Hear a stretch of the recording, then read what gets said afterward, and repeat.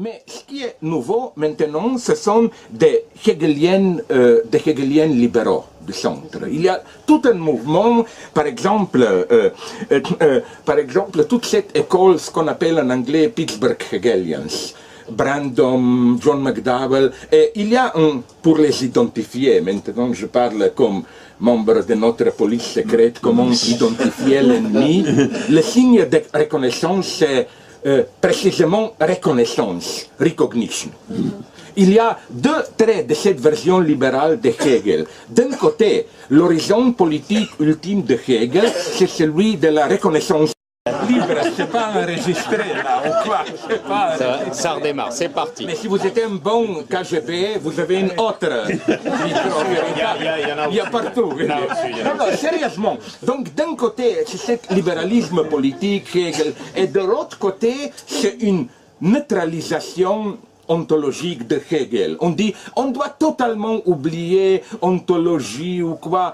Hegel, ça devient littéralement une philosophie du langage pragmatique, et la logique, ce n'est qu'une somme de toutes les façons possibles d'argumenter de façon rationnelle. Donc on dit on doit totalement oublier toutes les thèses ontologiques. Hegel, c'est seulement un théoricien du discours rationnel qui donne toutes les versions. Et je crois que c'est ça la catastrophe véritable. Que cet Hegel totalement neutralisé, disons, même d'une façon très naïve, tout l'aspect de cette violence excessive, lutte, ça disparaît. C'est un Hegel où on finit par se pâter, par oui, on est des amis, on se reconnaît, c'est horrible ça.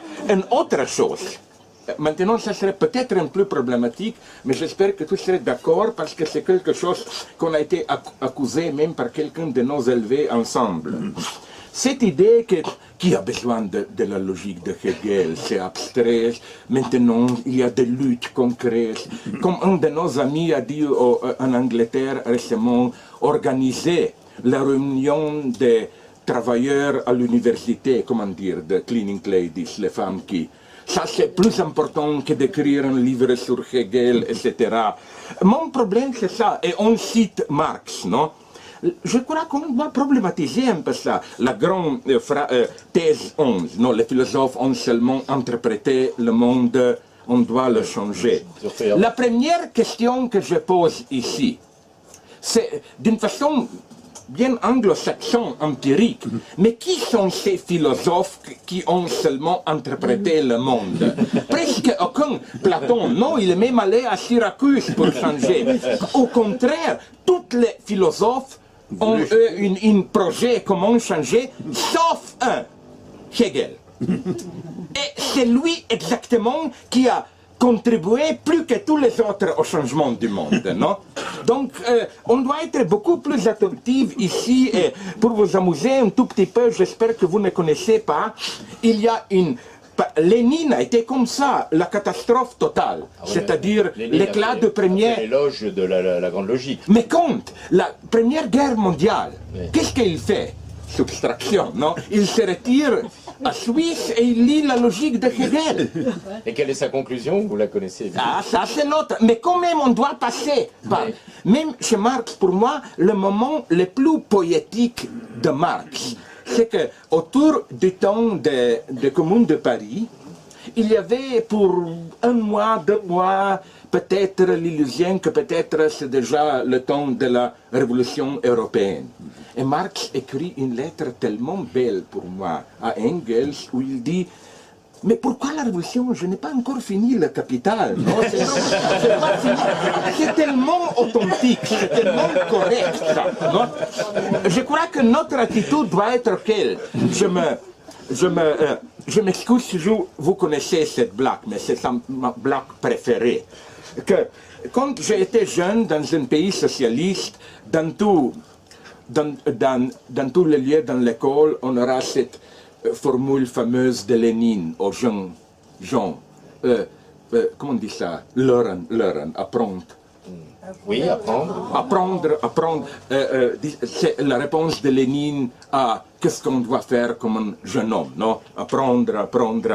Bon, la blague, c'est ça. On demande c'est un vice vulgaire, anticommunisme, je l'aime. On demande Marx, Engels et Lénine, qu'est-ce qu'ils préfèrent? La femme mariée ou la maîtresse? Marx dit la femme, il était conservateur. Engels, plus un bon vivant, dit la maîtresse. Et Lénine répond les deux. Mais pourquoi Lénine?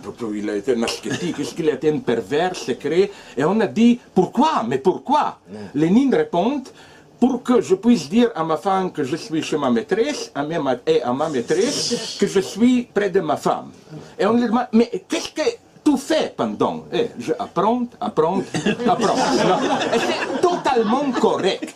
Parfois, c'est précisément ça dont on a besoin dans des situations critiques. Je crois qu'aujourd'hui, cette phrase activiste, mon Dieu, pourquoi perdre du temps sur la théorie? Les enfants meurent de faim en Afrique, etc. C'est le discours officiel, le dernier qui a parlé comme ça, c'est Bill Gates. Pourquoi? Parce que c'est toute une série d'arguments contre-théorie. On dit, c'est une crise terrible, donc tous les gens honnêtes doivent se rassembler, ça n'importe pas, capitalistes, les riches, les banquiers, les organisations humanitaires, le gouvernement, pour qu'on fasse quelque chose. Et l'idée, c'est précisément, on doit agir pour ne pas penser. Donc je crois qu'il y a peut-être des situations où on doit précisément dire, peut-être on a essayé de changer le monde trop vite et peut-être on doit l'interpréter un peu plus. Non, on ne doit pas avoir de peur à faire ça. Et tous les grands marxistes le savent très bien, oui. Juste un mot, parce que peut-être les gens ne le savent pas. La conclusion de Lénine, quand il lit dans les circonstances que vous évoquez à son exil en Suisse, La Grande Logique, et on le sait parce qu'il avait pris plein de notes, et qui sont, j'espère qu'on les republiera un jour, et à la fin il dit personne ne comprend Marx s'il n'a pas compris, lu et compris toute la grande logique de Hegel. Maintenant, je veux dire quelque chose pour laquelle tu vas m'arrêter à la sortie. Je crois que malheureusement, Hegel lui-même, je crois que la limite de sa compréhension de Hegel, c'est la catégorie quand même de ce qu'on appelle en allemand Wechselwirkung. Réaction, contre-réaction mutuelle, qu'il y a quelque chose quand même qui manque. Oui, mais c'est quand même un hommage à la théorie, c'est ça que Non, absolument, absolument, oui, absolument. Bon, pour... À condition qu'elle soit vraie. Voilà. Quoi? Et la théorie. Oui, parce qu'il a dit aussi, Lénine, la théorie est toute puissante parce qu'elle est vraie. Voilà. Et le problème c'est parce qu'elle est vraie. Oui, mais qu'est-ce que tu penses de cette thèse? C'est problématique.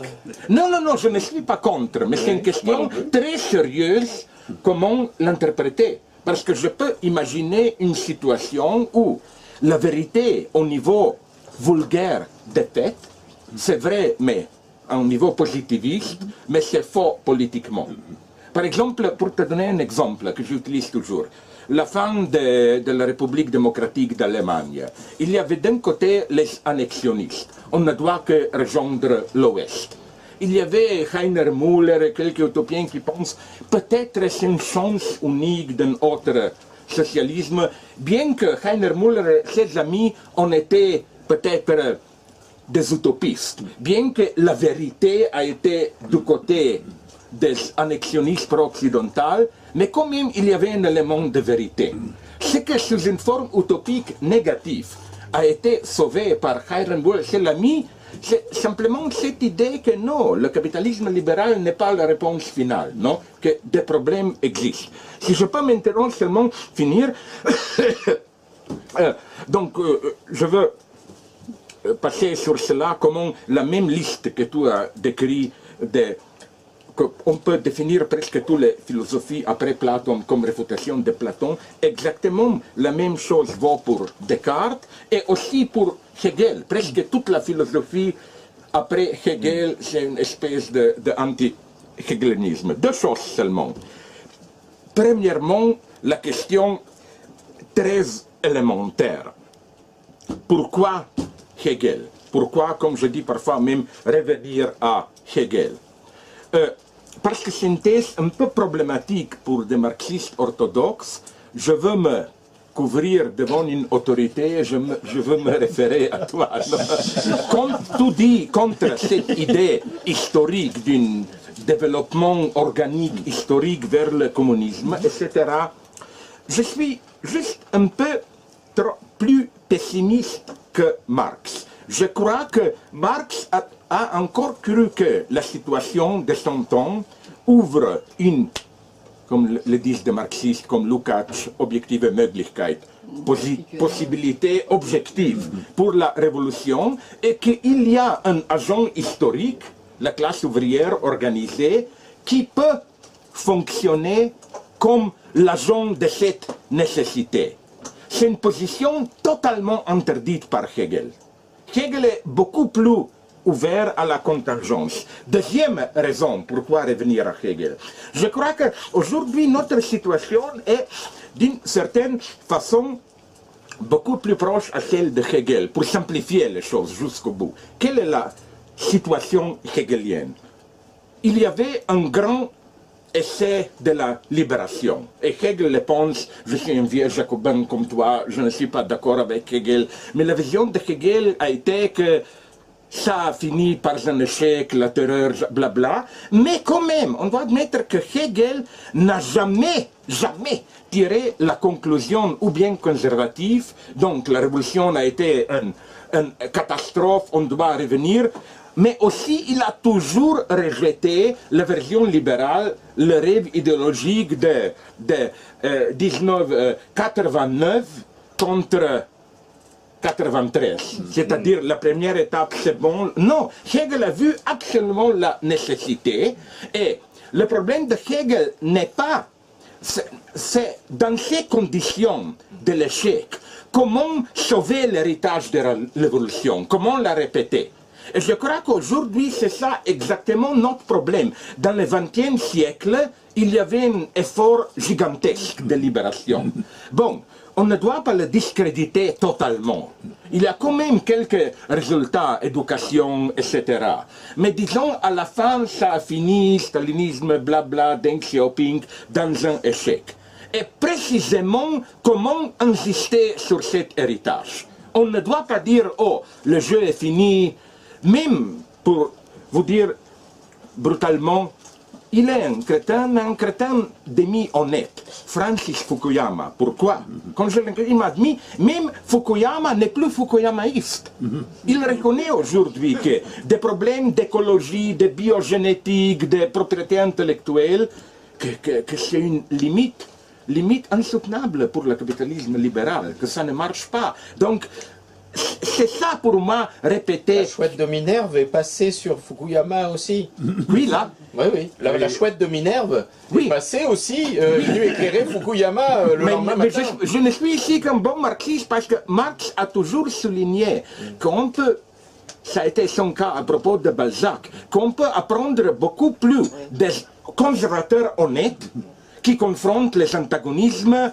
C'est beaucoup mieux les conservateurs honnêtes, pas des réactionnaires, mais des conservateurs par rapport aux libéraux plates qui veulent seulement des progrès, etc.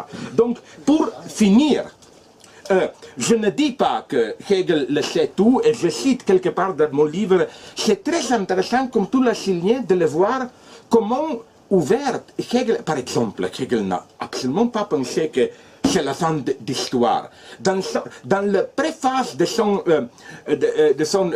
lecture sur l'histoire, sur philosophie de l'histoire, il dit des choses extrêmement intelligentes quand il parle des États-Unis et de la Russie. Il dit, c'est trop tôt de définir la structure rationnelle. On est trop tôt, il dit, c'est pas mauvais, hein? Il dit ça en 1820, il dit, c'est le prochain, le 20e siècle qui serait le siècle de la Russie et des États-Unis. C'est trop tôt. Un autre exemple, dans la philosophie de nature, mais presque sur chaque page, il dit, on ne le sait pas assez. Donc Hegel n'a pas le savoir absolu, je ne veux pas perdre maintenant, mais c'est absolument pas cette connerie où un crétin à Berlin a pensé qu'il sait tout, etc. Non, c'est pas ça. La chose intéressante, c'est ça pour moi. Que la grandeur de Marx, quand, après le fiasco de 1848, il revient aussi à la... Ça a été Marx en Suisse, non, à Zurich, non? Parce qu'il s'est retiré, il a recommencé, c'est ça, Grundrisse Capital. Il s'est retiré, il a recommencé à lire la logique de Hegel.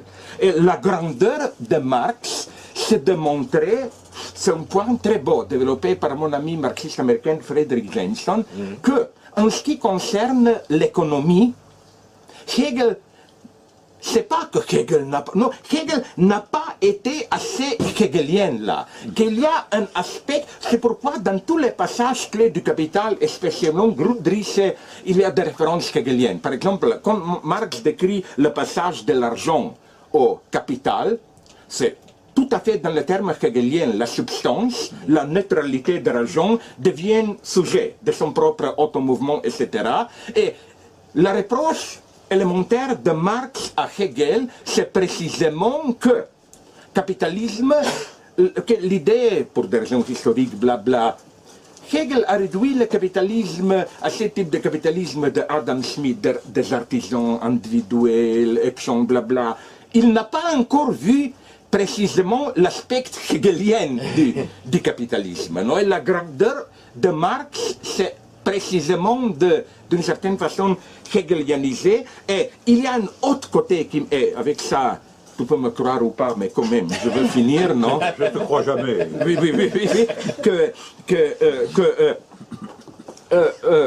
ah oui, tu as dit qu'on est des compagnons, non? Je dirais plutôt qu'on est compagnons de route, non? Maintenant, on peut être amis, mais dans 30 ans, c'est bien ou toi ou moi qui serait à Goulag, envoyé par nous. Mais pour le moment, on est des grands amis, non? Non, mais sérieusement, c'est pourquoi, et je le répète aussi dans ces livres, le moment crucial de Hegel repris par Marx, la théorie du fétichisme des marchandises par Marx, c'est d'une actualité extrême. Pourquoi? C'est pas la naïveté bête, au sens que les gens, dans leur expérience quotidienne, ne voient pas. Non, c'est beaucoup plus raffiné. La thèse de Marx, c'est déjà formidable. Le début même de ces sous-chapitres sur le fétichisme des marchandises, Marx dit, dans la première approche, une marchandise apparaît un phénomène tout à fait ordinaire. Mais l'analyse montre que c'est un objet très étrange, plein de moments théologiques, etc. Subtilité métaphysique. Oui, c'est-à-dire, la thèse est très belle. C'est que, précisément, dans notre idéologie quotidienne, on ne voit pas l'aspect métaphysique. Marx n'est pas un idéaliste, mais où est cet aspect métaphysique? Dans la réalité sociale elle-même, la thèse de Marx, c'est très belle. C'est qu'un sujet bourgeois typique, au niveau quotidien, on ne croit pas où la marchandise c'est un objet magique. Non, l'argent c'est un instrument d'acheter, c'est très sens commun. Mais dans la pratique, l'illusion, c'est pas simplement l'illusion véritable dans la tête. C'est une illusion matérialisée dans la pratique sociale elle-même. Donc le très beau paradoxe marxien, c'est qu'on peut être d'un sens commun totalement correct dans la vie explicite, mais on pratique l'idéalisme. L'idéalisme, c'est dans la structure de la pratique sociale. Et je trouve ça absolument crucial, spécialement aujourd'hui, dans notre âge cynique. Il y a une autre blague, très brève, je le cite tout le temps, peut-être vous la savez, qui est parfait, comment l'idéologie fonctionne aujourd'hui. Vous connaissez, j'espère, c'est quand même un grand type, Niels Bohr, physique quantique. Il a, soit dit en passant, est-ce que vous ne le savez pas, il a donné une réponse formidable à Einstein qui a dit, mais Dieu ne triche pas, Dieu ne joue pas. Vous savez quelle a été la réponse de Niels Bohr? Tu ne dois pas donner des ordres à Dieu ce qu'il doit faire. Dans un style de Malebranche. Bon, l'histoire, c'est ça. Une fois, j'ai lu ça dans une biographie de Niels Bohr, une fois il a été visité dans son dacha, petite maison dans la campagne, avec un ami, un autre scientifique, qui a vu là au-delà de la porte d'entrée, qu'on appelle ça, de cheval, qu'est-ce qu'on met sous le... Les éperons. Oui, oui. Est-ce qu'ici aussi, en Europe centrale, on met ça, c'est une entité de superstition. L'idée que si on ça au-delà de la porte, ça prohibit les mauvais... Oui, ça interdit aux mauvais d'entrer. Et donc, l'ami dit, scientifique dit, demande, mais pourquoi tu as ça? Est-ce que tu es superstitieux? Est-ce que tu es crétin? Il dit, bien sûr, je n'y crois pas, je suis scientifique. Il demande, mais pourquoi donc tu as ça là? La question, la réponse, il dit, je n'y crois pas, mais on m'a dit que ça fonctionne même si on n'y croit pas.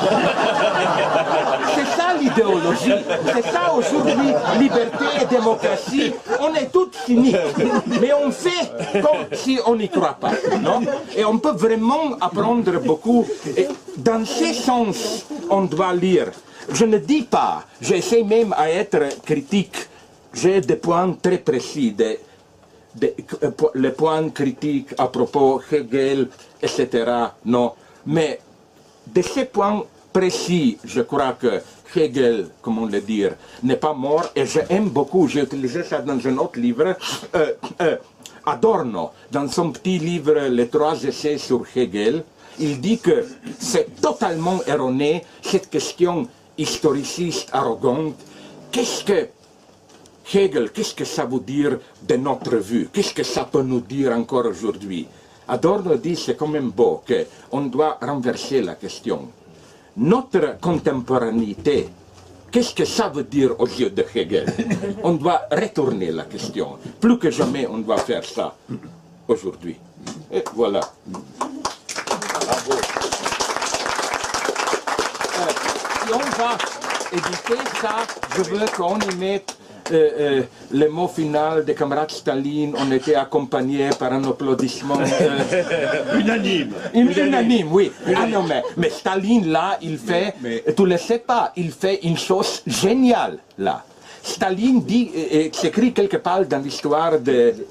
Honnêtement, précisons, je ne suis pas stalinien. C'est le Politburo qui va décider. Non, mais je veux dire... couperai moi-même. Il dit... Non, c'est mon côté stalinien, c'est que je couperai le passage. C'est littéralement qu'il a écrit ça, le rapport d'un congrès de 28. Il dit que, avec grande majorité, le congrès a...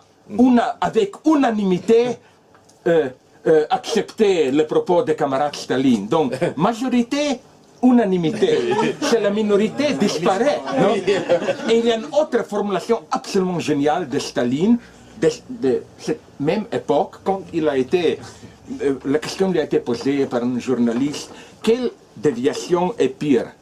Parce qu'à cette époque, il y a des trotskistes, de gauche et de droite boukharine. Il n'a pas dit tous les deux sont mauvais. Il a dit, tous les deux sont pires. C'est absolument correct. Merci. Merci beaucoup. Est-ce qu'on a le temps de changer quelques...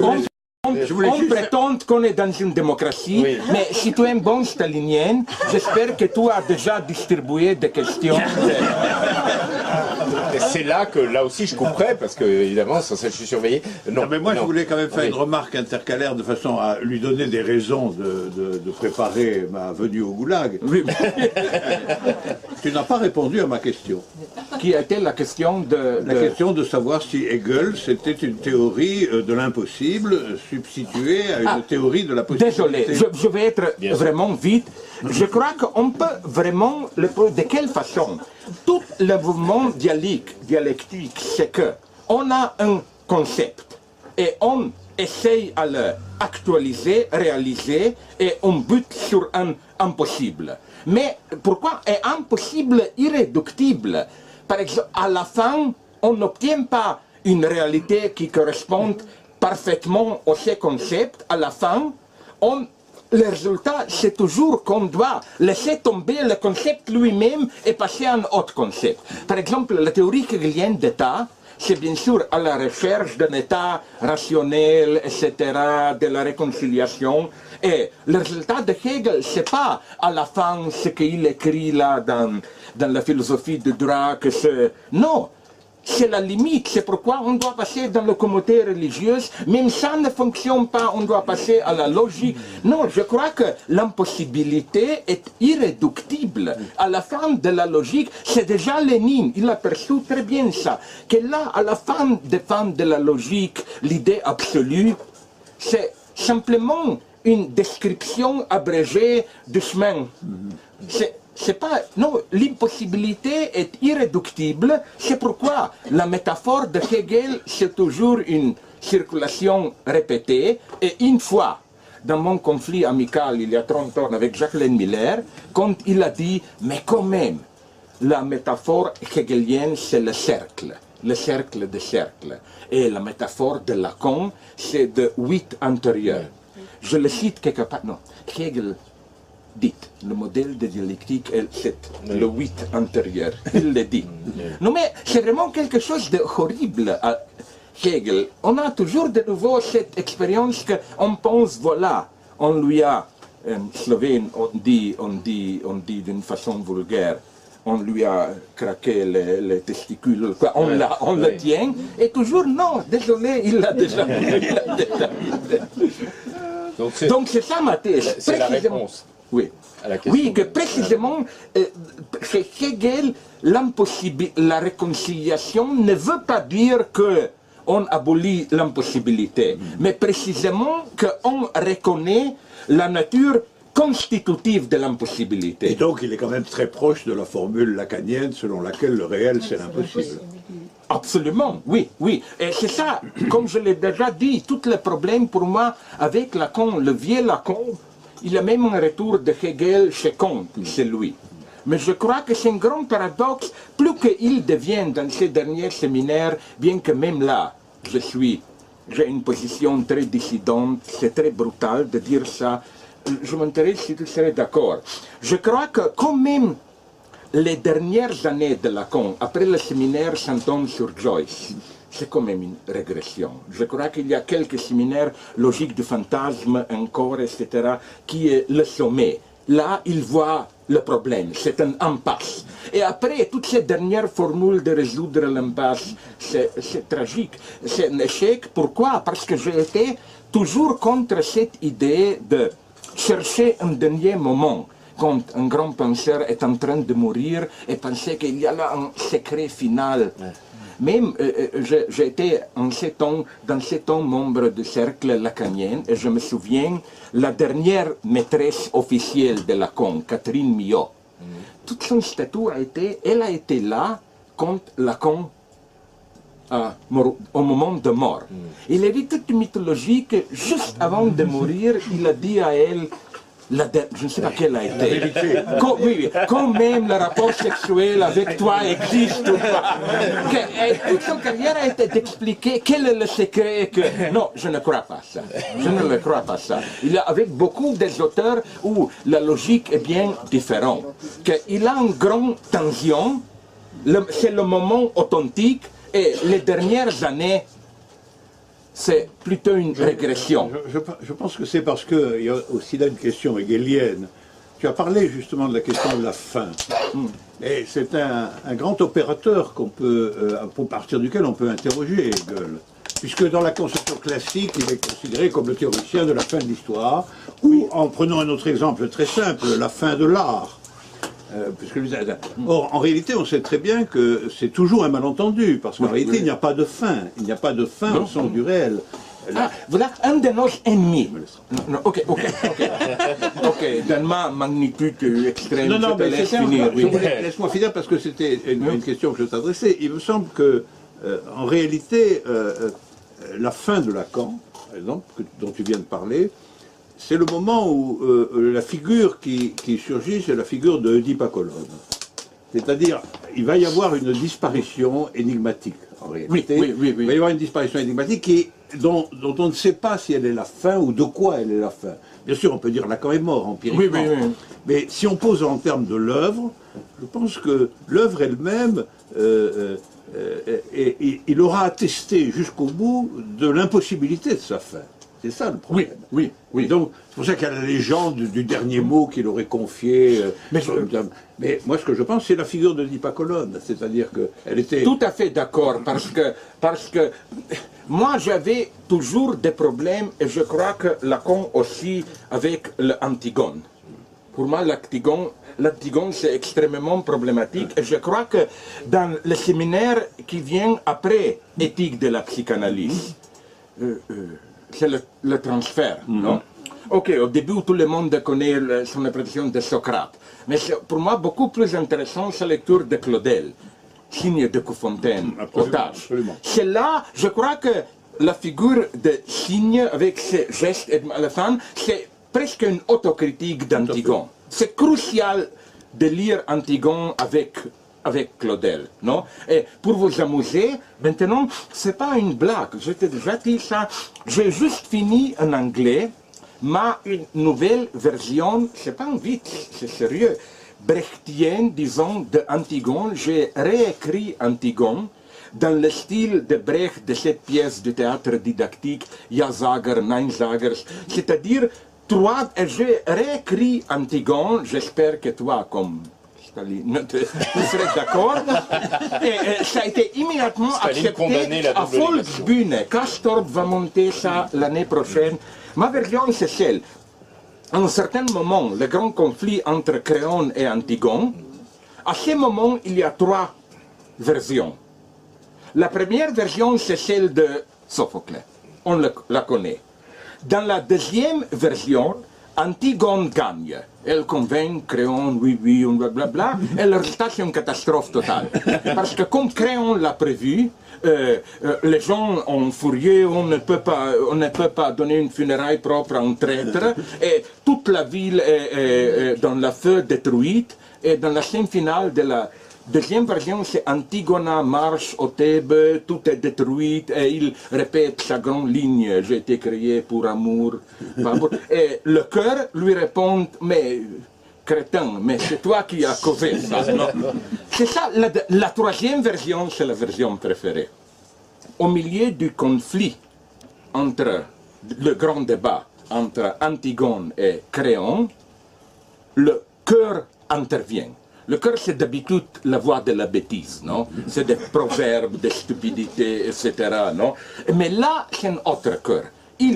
Le cœur fait un coup d'état progressif. Il dit, c'est un conflit de féodal, de la classe aristocratique, et c'est à cause de votre conflit idiote que toute la ville sera ruinée. Et la Cour s'établit comme un comité de salut public. Il dit, les deux sont arrêtés, Créon et Antigone tués, et la dictature du peuple, non, etc.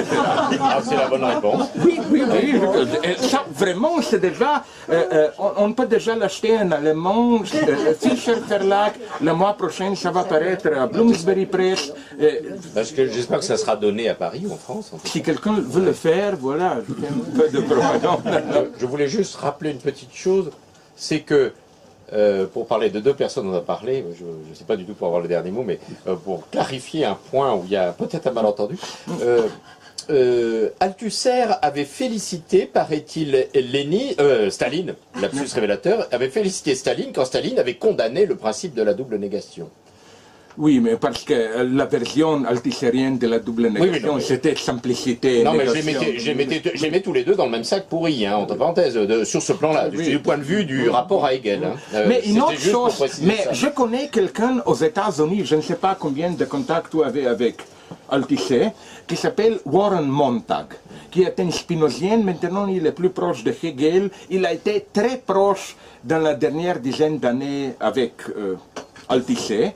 Il m'a dit une chose très intéressante, que tout est changé 1973 avec ce livre formidable qui est vraiment un des meilleurs livres sur Hegel, Gérard Lebrun, La patience du concept, qu'ils l'ont tous lu, c'est-à-dire Althusser, Balibar, Pierre Macheret, qui a écrit avant Hegel contre Spinoza. Après, ils l'accepteront immédiatement. Notre lecture a été erronée, et ça, donc ça change graduellement dans une lecture tout à fait différente. Même Althusser a changé un peu. Althusser, je suis pas sûr. Hein. Si on Non, lit mais, ses écrits posthumes. Mais c'est là que ce que je n'aime pas chez lui. Les dernières écrits, cette philosophie aléatoire. C'est trop un nominalisme. Malheureusement, une autre différence, je crois que nous ne sommes pas des nominalistes, non? Ça, c'est très important. Oui. C'est très important, oui. Et malheureusement, l'identification finale dans cette philosophie aléatoire, matérialisme d'Althusser, c'est nominalisme. Il le dit ouvertement. Je crois que non. Que c'est pas un réalisme naïf, médiéval, mais c'est un réalisme du réel, comme on dit. L'université, c'est celle du réel, d'un antagonisme, etc. Bien, merci. On va...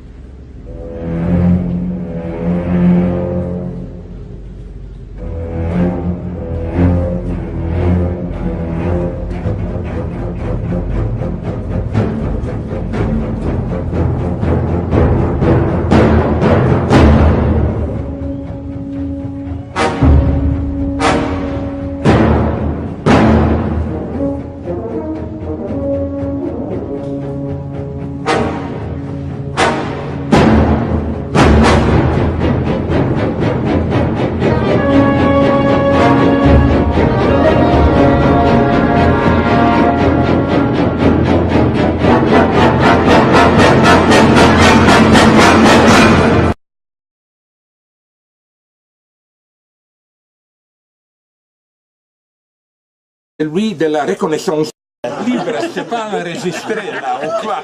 Pas... Ça redémarre, c'est parti. Mais si vous êtes un bon KGB, vous avez une autre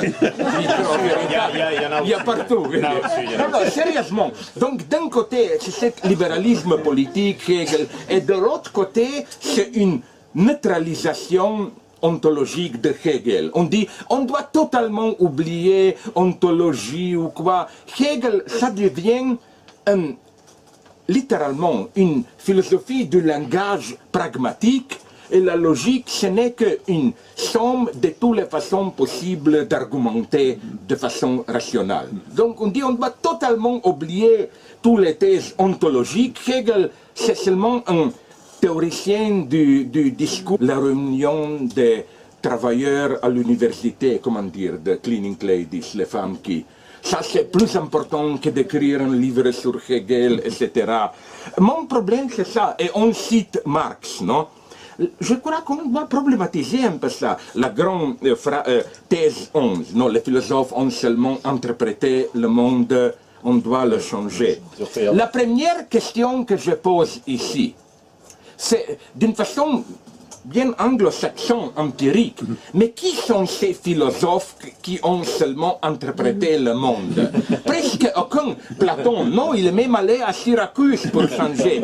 Au contraire, tous les philosophes ont eu un projet comment changer, sauf un, Hegel, pour rationnel, qui donne toutes les versions. Et je crois que c'est ça la catastrophe véritable. C'est Hegel totalement neutraliser disons, même d'une façon très naïve, tout l'aspect de cette violence excessive, lutte, ça disparaît. C'est un Hegel où on finit par se pâter, par oui, on est des amis, on se reconnaît, c'est horrible ça. Une autre chose, maintenant ça serait peut-être un peu problématique, mais j'espère que tu serais d'accord parce que c'est quelque chose qu'on a été accusé même par quelqu'un de nos élevés ensemble. Cette idée qui a besoin de la logique de Hegel, c'est abstrait, maintenant il y a des luttes concrètes.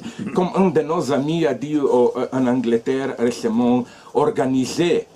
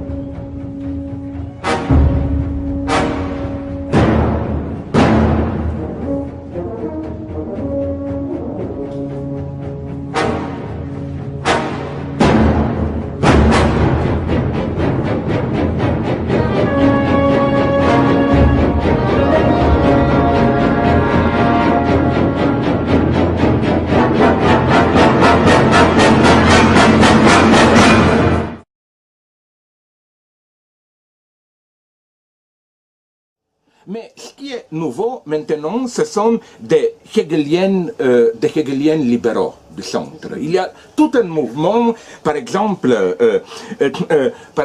toute cette école, ce qu'on appelle en anglais Pittsburgh Hegelians, Brandom, John McDowell, et il y a pour les identifier, maintenant je parle comme membre de notre police secrète, comment identifier l'ennemi, le signe de reconnaissance, c'est précisément reconnaissance, recognition. Il y a deux traits de cette version libérale de Hegel. D'un côté, l'horizon politique ultime de Hegel, c'est